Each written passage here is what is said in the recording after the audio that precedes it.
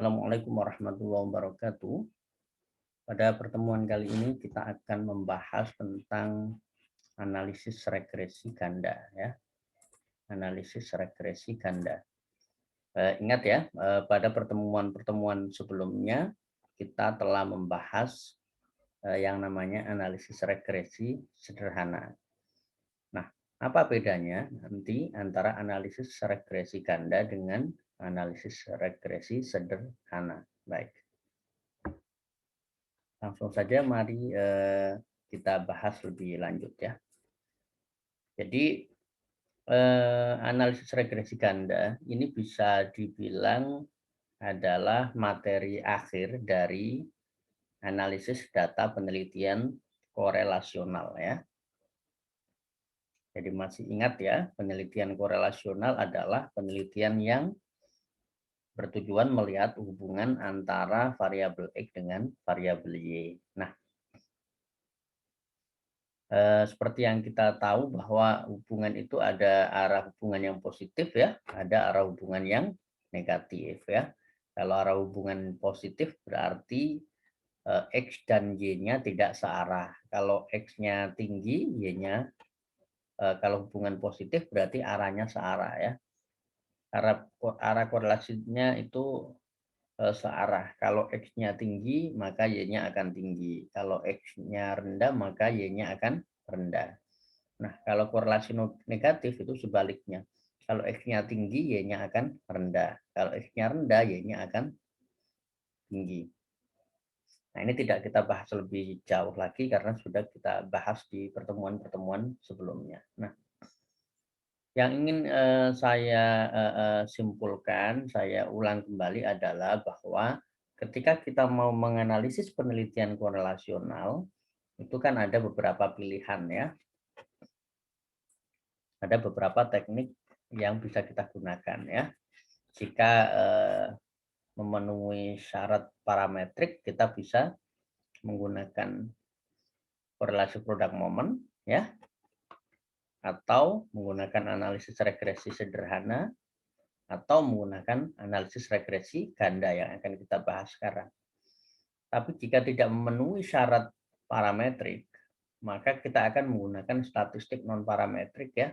Yang bisa kita gunakan adalah korelasi Spearman-Rho yang sudah kita bahas pada pertemuan sebelumnya. Artinya sebelum kita menggunakan, kita harus tahu apa kegunaan teknik-teknik yang ada dan syarat-syarat yang harus terpenuhi. Jika terpenuhi parametrik, maka bisa menggunakan apa. Jika tidak terpenuhi, maka bisa menggunakan apa. Nah, pada pertemuan kali ini kita akan membahas jika penelitian korelasional yang akan kita analisis itu penelitiannya memiliki dua variabel bebas atau lebih ya. Jadi variabel bebasnya tidak hanya satu, tapi ada dua atau lebih. Seperti ini contohnya, hubungan antara regulasi emosi dan efikasi diri dengan kesejahteraan psikologis. Nah, ini variabel X-nya ada dua. Ini adalah X1, kemudian efikasi diri adalah X2, kemudian kesejahteraan psikologis adalah variabel Y. Nah,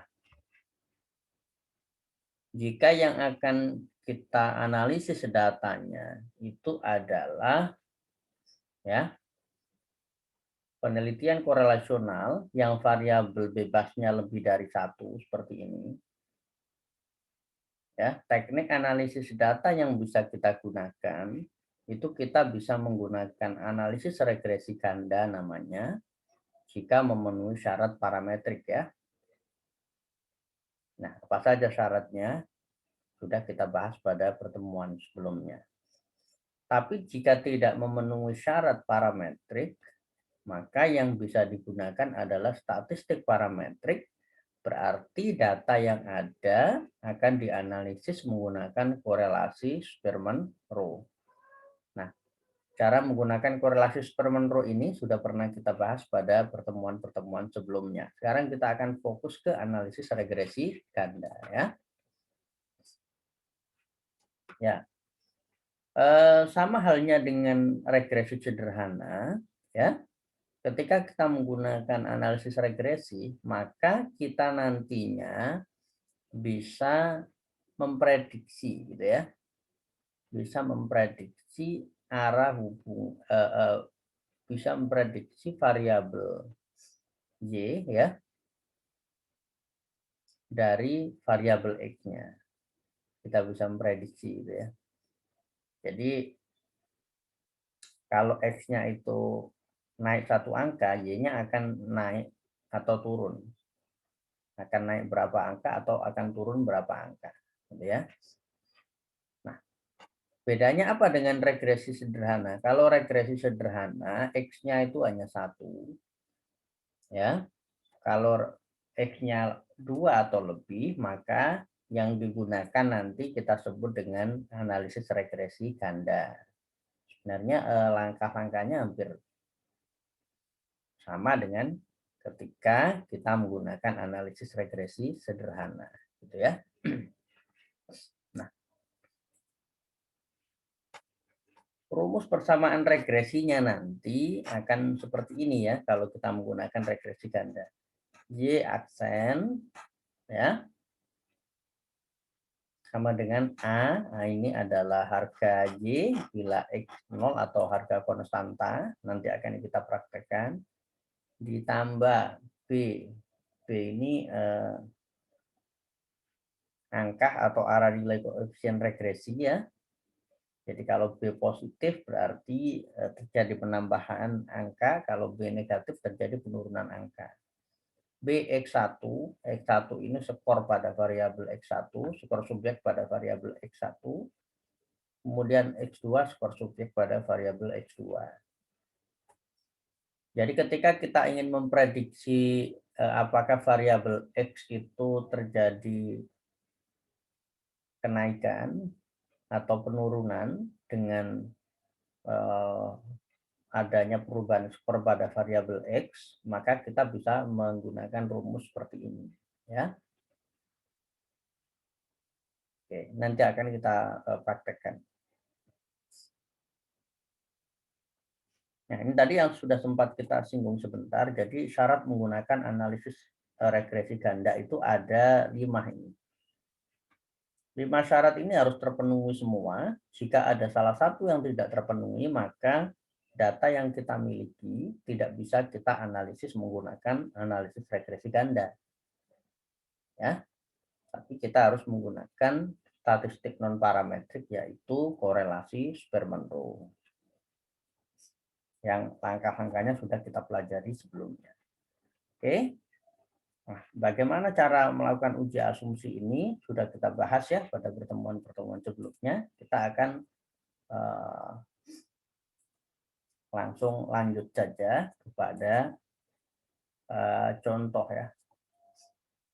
Jadi contoh ini ada sebuah penelitian ya, misalnya contoh judul penelitiannya hubungan antara regulasi emosi dan efikasi diri dengan kesejahteraan psikologis gitu ya. Ini contoh penelitiannya. Nah, jadi ada regulasi emosi X1, efikasi diri X2, kesejahteraan psikologis Y ya. Jadi ketika seorang peneliti melakukan penelitian dengan judul ini, maka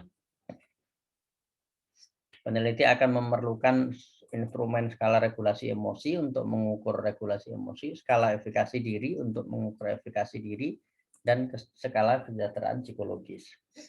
Nanti akan dipelajari khusus di mata kuliah pengukurannya. Nah, dari judul itu kan ada 3 rumusan masalahnya ya. Adakah hubungan antara regulasi emosi dengan efikasi diri? Adakah hubungan antara efikasi diri dengan kesejahteraan psikologis? Adakah hubungan regulasi emosi dan efikasi diri dengan kesejahteraan psikologis? Atau ini langsung kita ini kan kesejahteraan psikologis saja ya. Adakah hubungan antara regulasi emosi dengan kesejahteraan psikologis ya? Oke. Nah, adakah hubungan positif antara regulasi emosi dengan kesejahteraan psikologis ya. Yang benar kesejahteraan psikologis ya. Oke. Nah, seperti ini yang akan kita lihat. Regulasi emosi apakah memiliki hubungan positif dengan kesejahteraan psikologis atau memiliki pengaruh positif ya. Efikasi diri apakah memiliki hubungan positif atau pengaruh positif dengan kesejahteraan psikologis. Kemudian regulasi emosi dan efikasi diri secara bersama-sama, kalau tadi kan sendiri-sendiri, secara bersama-sama apakah memiliki pengaruh atau hubungan dengan kesejahteraan psikologis. Nah, bagaimana langkah-langkah analisis regresinya? Setelah kita masukkan semua datanya seperti ini, ingat ada 3 ya datanya, regulasi emosi X1, efikasi diri X2, dan kesejahteraan psikologis. Kita akan analisis seperti ini ya, analyze. Di PPT-nya juga sudah ada ya, regression, kemudian linear. Nah, ini kita tinggal masukkan ya, dependent variable, variabel Y-nya apa, kesejahteraan psikologis ya, kita masukkan. Kemudian independennya, variabel X-nya, dua-duanya kita masukkan ke sini. Kemudian klik statistik, ini dicentang. Oke. Jadi centang, kemudian continue, kemudian oke. Nah, nanti hasilnya akan seperti ini ya. Pada bagian atas ini deskriptif statistik, ini untuk menjelaskan hasil deskriptifnya. Kemudian ini sebenarnya ada namanya matrik korelasi. Matrik korelasi itu ini sama dengan ketika kita menggunakan korelasi produk momen ya. Kalau hanya ingin melihat hubungan antar variabel, bisa dilihat dari matrik korelasi ini. Tapi analisis regresi ganda kan tujuannya tidak sekedar melihat hubungan antar variabel, tapi melihat apakah variabel X memiliki pengaruh atau bisa memprediksi variabel Y. Ini matrik korelasi ini bisa kita gunakan kalau penelitian kita hanya ingin melihat hubungan antar variabel saja, ya. Cara membacanya gimana? Cara membacanya misalnya gini, kita ingin melihat korelasi kesejahteraan psikologis, regulasi emosi dengan kesejahteraan psikologis. Ini regulasi emosi, ini kesejahteraan psikologis. Berarti korelasi regulasi emosi dengan kesejahteraan psikologis sama dengan 0,89. Ya, berapa signifikansinya? Dilurus ke sini 0,00. Berarti ada hubungan yang signifikan antara regulasi emosi dengan kesejahteraan psikologis. Nah, kalau mau lihat korelasi efikasi diri dengan kesejahteraan psikologis, efikasi diri, kesejahteraan psikologis 0,965. Ya, signifikansinya 0,00. Oke. Tapi kita tidak sedang membahas ini ya. Kita akan fokus ke nah, kemudian nanti ada model summary. Model summary ini untuk melihat pengaruh X1 dan X2 terhadap Y ya. Pengaruh X1 dan X2 terhadap Y. Nah, kemudian yang ini nanti akan kita gunakan untuk membuat persamaan regresinya ya. Dan untuk melihat pengaruh variabel X terhadap variabel Y secara parsial. Secara parsial itu sendiri-sendiri ya. Jadi bagaimana pengaruhnya X1 terhadap Y, bagaimana pengaruhnya X2 terhadap Y itu namanya parsial ya. Kalau X1 dan X2 terhadap Y itu disebut simultan ya. Oke. Nah, kita langsung masuk saja ke cara interpretasinya biar tidak terlalu panjang durasinya. Nah, ini tadi yang deskriptif ya. Jadi untuk output SPSS yang deskriptif ini digunakan untuk menjelaskan ini saja rata-rata ya. Kita fokusnya biasanya di sini rata-rata. Rata-rata skor kesejahteraan psikologi subjek penelitian sebesar 74,90 gitu ya. Kemudian rata-rata untuk regulasi emosinya 70,40. Rata-rata untuk efikasi diri 64,00 gitu ya. Saya rasa ini sudah sangat jelas. Nah, kemudian untuk output koefisien ya. Ini nanti akan kita gunakan untuk merumuskan apa namanya persamaan regresinya, dan bisa kita gunakan di sini untuk melihat pengaruh secara parsial. Parsial itu berarti kita ingin melihat pengaruhnya secara terpisah. Misalnya kita akan melihat dulu bagaimana pengaruh regulasi terhadap kesejahteraan psikologis ya. Nah, bagaimana pengaruhnya?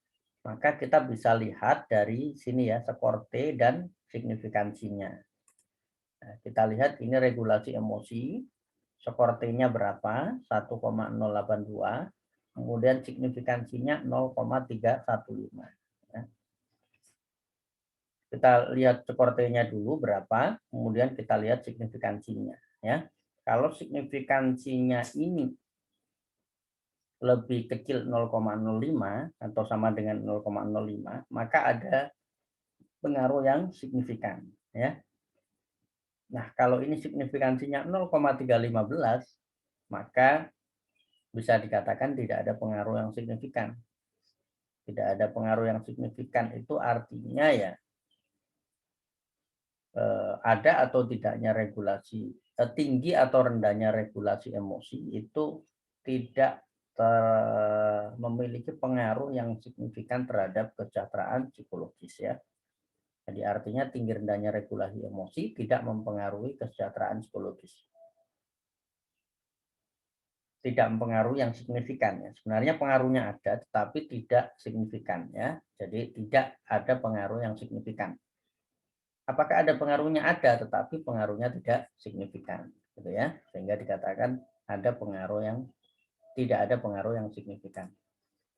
Nah, kemudian ini kalau kita mau melihat secara parsial variabel efikasi diri dengan kesejahteraan psikologis. Tinggal dilihat efikasi diri ya, kemudian skor T-nya berapa? Ini 3979. Kemudian signifikansinya 0,005. Nah, ini 0,005 berarti memenuhi syarat ya. Artinya uji pengaruh parsial antara efikasi diri dengan T diperoleh 3979 dengan signifikansi sebesar 0,05 ya. P sama dengan 0,05 ya.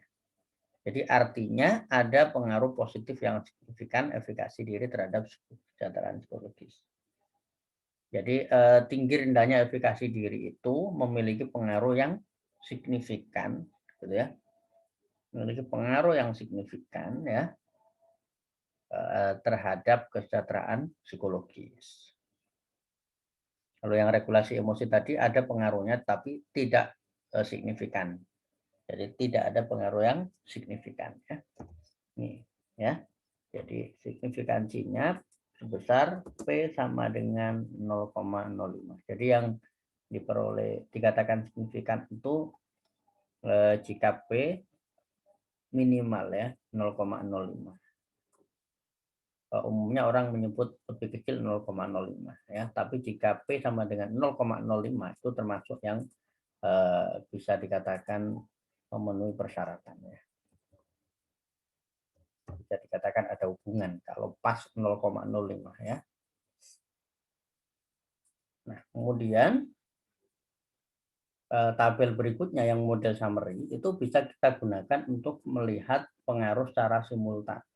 Simultan itu artinya X1 dan X2 bersama-sama mempengaruhi variabel Y, itu disebut simultan secara bersama-sama ya. Jadi kalau tadi regulasi emosi secara terpisah sendiri itu tidak memiliki pengaruh yang signifikan. Kalau efikasi diri memiliki pengaruh yang signifikan.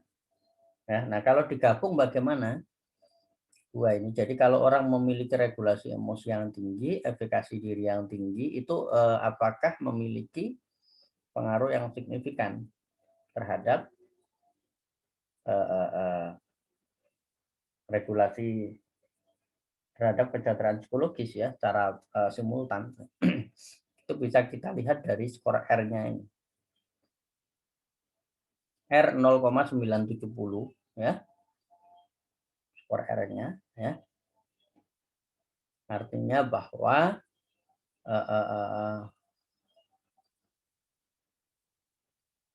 korelasi antara X1 dan X2 dengan Y itu sebesar ini 0,970 ya.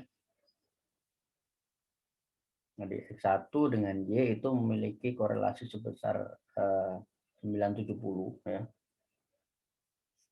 Nah, untuk melihat apakah itu signifikan atau tidak bisa dilihat dari ini. Signifikansi F sama dengan 0,000. Ya, maka bisa dikatakan bahwa regulasi emosi dan efikasi diri secara bersama-sama ya, secara bersama-sama itu memiliki pengaruh yang signifikan ya. Memiliki pengaruh yang signifikan terhadap kesejahteraan psikologis. Jadi jika orang memiliki regulasi emosi dan memiliki efikasi diri, jadi dalam diri orang itu ada regulasi emosi yang tinggi, ada efikasi diri yang tinggi, maka akan memiliki pengaruh yang signifikan terhadap kesejahteraan psikologis.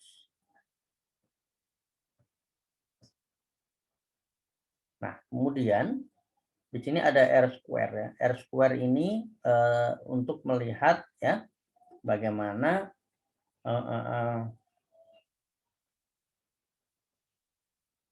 sumbangsi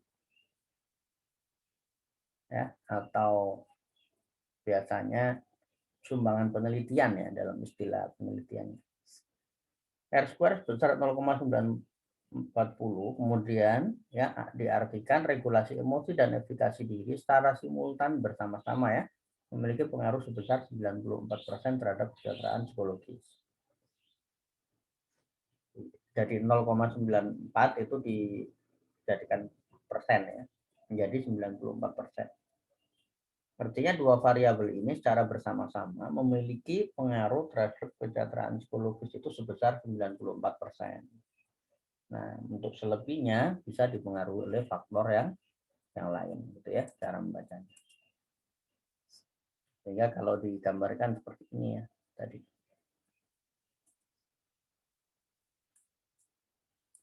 Nah, kemudian bagaimana cara kita untuk memasukkan ke rumus persamaan regresinya tadi? Tinggal dipindah saja ya. Ini kan Y sama dengan A itu konstanta, skor konstanta. Konstanta di sini adalah 2,373 dipindah ke sini. Ditambah X1 ya. Ditambah beta kali X1. Nah, B-nya kan berapa? 0,220 untuk regulasi emosi ya. Beta regulasi emosi 220 kali ya X1 ditambah beta efikasi diri 0,891 kali X2. Nah, ini namanya konstanta ya 2373. Artinya apa? Artinya konstanta 2373 itu artinya jika seseorang tidak memiliki regulasi emosi sama sekali dalam dirinya, tidak punya efikasi diri sama sekali dalam dirinya, jadi regulasi emosi dan efikasi dirinya nol, anggap saja begitu. Maka kesejahteraannya itu sama dengan 2,373. Jadi kalau dalam dirinya tidak ada regulasi emosi, tidak ada efikasi diri, maka kesejahteraan psikologisnya itu hanya 2,373. Nah, Oke, bagaimana jika regulasi emosinya? Regulasi emosinya itu dinaikkan satu angka yang asalnya 0 menjadi 1, maka akan terjadi peningkatan kesejahteraan psikologisnya sebesar 0,22. Jadi kalau regulasi emosinya dinaikkan satu angka, maka kesejahteraan psikologisnya itu akan naik menjadi 0,22. Nah, kalau ini beta efikasi diri 0,891 artinya apa? Ketika efikasi dirinya dinaikkan satu angka, kesejahteraan psikologisnya itu akan naik menjadi 0,9891. Jadi di sini terlihat ya bahwa kenaikannya itu akan lebih besar, kenaikan kesejahteraan psikologis itu akan lebih banyak dipengaruhi oleh efikasi diri ya. Kalau regulasi emosi, satu angka itu hanya menyumbang 0,220 kesejahteraan psikologis. Kalau efikasi diri, satu angka itu menyumbang 0,891 kesejahteraan psikologis. Nah, kira-kira demikian. Jadi untuk analisis regresi ini, kita bisa melaporkan mulai ini ya, deskriptifnya, kemudian melihat pengaruh secara parsialnya, ya. Kemudian kita bisa melihat melaporkan persamaan regresinya. Sebelumnya kita bisa melihat model regresinya itu apakah signifikan atau tidak ya.